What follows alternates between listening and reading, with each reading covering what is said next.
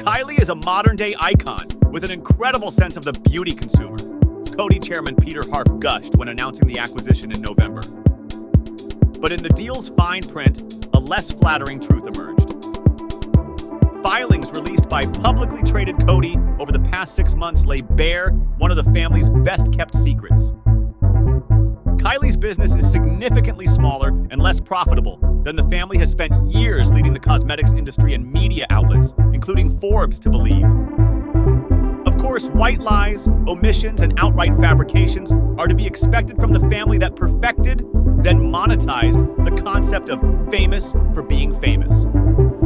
But similar to Donald Trump's decades-long obsession with his net worth, the unusual lengths to which the Jenners have been willing to go, including inviting Forbes into their mansions and CPA's offices, and even creating tax returns that were likely forged, reveals just how desperate some of the ultra-rich are to look even richer.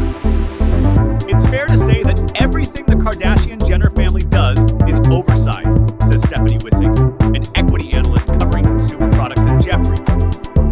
To stay on brand, it needs to be bigger than it is. Based on this new information, plus the impact of COVID-19 on beauty stocks and consumer spending, Forbes now thinks that Kylie Jenner, even after pocketing an estimated $340 million after taxes from the sale, is not a billionaire. As with other Kardashian ventures, Kylie's business began as a way to cash in on a minor scandal. The youngest of the family, she spent more than a year denying tabloid speculation that she was using lip filler injections before finally fessing up to it in May 2015. Far from being embarrassed about being caught in a lie, she and her shrewd mother, Kris, seized it as a marketing opportunity. With $250,000 of her earnings from modeling, endorsements, and keeping up with the Kardashians' appearances, Kylie launched her first batch of 15,000 lip kits, consisting of a lip liner and matching lipstick, in November 2015. Thanks to clever Instagram marketing, the $29 kits were gone in less than a minute. Before I even refreshed the page, everything was sold out, she later told Forbes. By the end of 2016, Kylie had dozens of new products and a reputation as a skyrocketing new entrant in the cosmetics industry.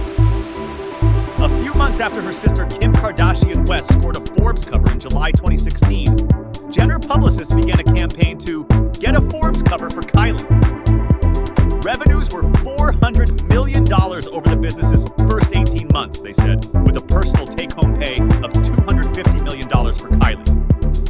Pressed for proof, they opened up their books.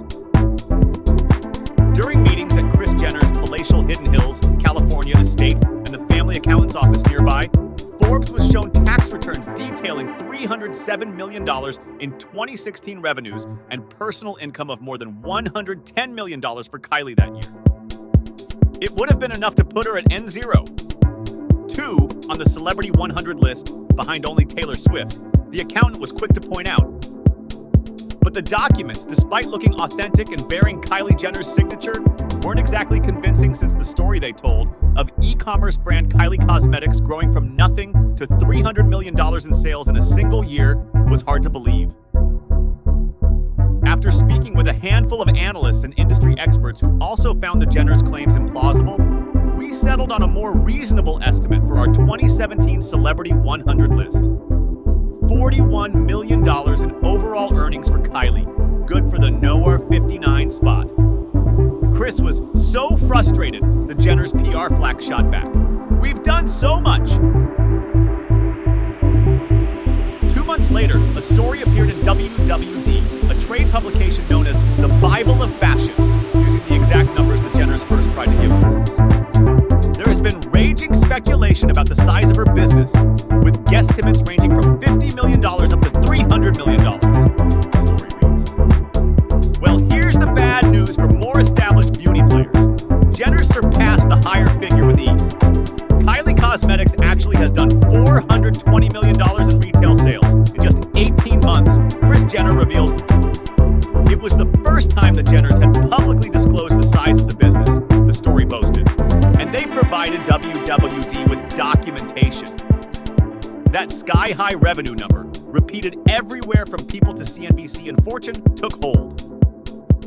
By the summer of 2018, when Forbes set out to calculate Kylie's net worth for our list of the richest self-made women, the industry's opinion of Kylie's business had shifted. Those huge revenues were totally possible, said one analyst, adding that she had heard similar numbers herself. Another suggested revenues were around $350 million. The estimates kept climbing. Revenues were $400 million, according to a Piper Jaffray research note in 2018. An Oppenheimer report projected sales would top $700 million by 2020. The Jenners offered us their own number. 2017 revenues were up 7%, they said, to $330 million. No other influencer has ever gotten to the volume or had the rabid fans and consistency that Kylie has had for the last 2.5 years.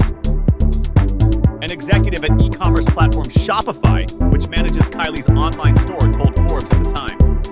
Based on her rapid success, certified by industry sources, plus those 2016 tax returns, Kylie appeared on the cover of Forbes magazine in July 2018, ranking number 27 on our listing of the richest self-made women. At age 20, she was worth $900 million, we estimated, and would soon become the youngest self-made billionaire ever. Thank you for this article and the recognition, Kylie Instagrammed.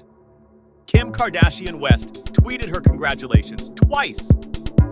I am so proud, Kris Jenner wrote, finally pleased. The next month, Kylie celebrated her 21st birthday at West Hollywood nightclub Delilah in a Barbie-themed blowout, complete with a pink ball pit, performances by Travis Scott and Dave Chappelle, and bartenders in black t-shirts with Kylie's Forbes cover printed on them. Her face plastered next to the words, America's Women Billionaires. By early the next year, she officially crossed the 10-digit threshold. Any doubts that Kylie wasn't a billionaire were seemingly erased in November 2019, when $8.6 billion revenues, Coty announced it was snapping up 51% of Kylie Cosmetics for $600 million, effectively valuing the business at about $1.2 billion. The deal gave the struggling 116-year-old Coty a hip, social media savvy brand to help turn around its sagging balance sheet. It gave Kylie a major chance at expansion, plus a boatload of cash and apparently clear proof of her billionaire status. In a call with stock analysts, Coty's chief financial officer heralded the deal as a compelling financial equation that would help make Coty a modern, growing, and profitable beauty player. The analysts were immediately skeptical. It looked like Coty was paying way too much for a celebrity brand that could prove to be just a fad, one charged. Another asked how Coty could be sure Kylie will remain committed to promoting the business in the years to come. Then there were Kylie's financials. Revenues over a 12-month period preceding the deal, $177 million, according to the Coty presentation, far lower than the published estimates at the time. More problematic, Coty said that sales were up 40% from 2018, meaning the business only generated about $125 million that year, nowhere near the $360 million the Jenners had led Forbes to believe. Kylie's skincare line, which launched in May 2019, did $100 million in revenues in its first month and a half, Kylie's reps told us. The filings showed the line was actually on track to finish the year with just $25 million in sales.